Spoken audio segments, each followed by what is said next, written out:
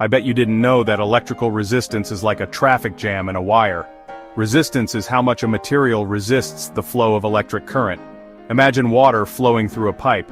The longer the pipe, the harder it is for water to flow. Same with resistance. A longer wire means more resistance. And if the pipe is thin, water struggles even more. So a thinner wire also means more resistance. Different materials have different resistances too. Understanding resistance helps us design better electronics. Stay curious. Let's dive deeper into this concept.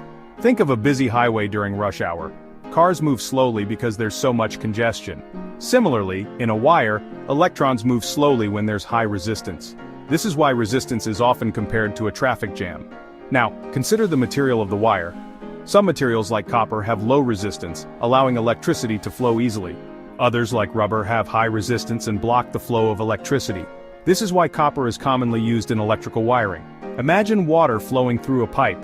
The longer the pipe, the harder it is for water to flow.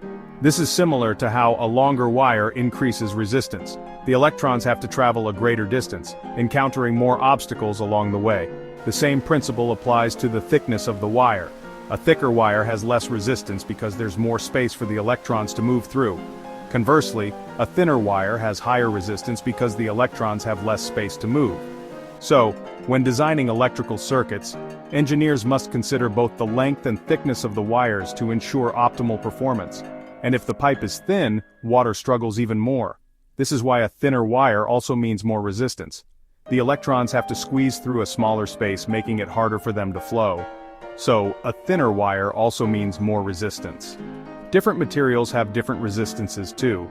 For example, silver has even lower resistance than copper, but it's more expensive, so it's used less frequently. Different materials have different resistances too. This is why understanding the properties of different materials is crucial in electronics. It helps us choose the right materials for the right applications. Understanding resistance helps us design better electronics. By knowing how resistance works, we can create more efficient and reliable devices. Stay curious, and keep exploring the fascinating world of electronics.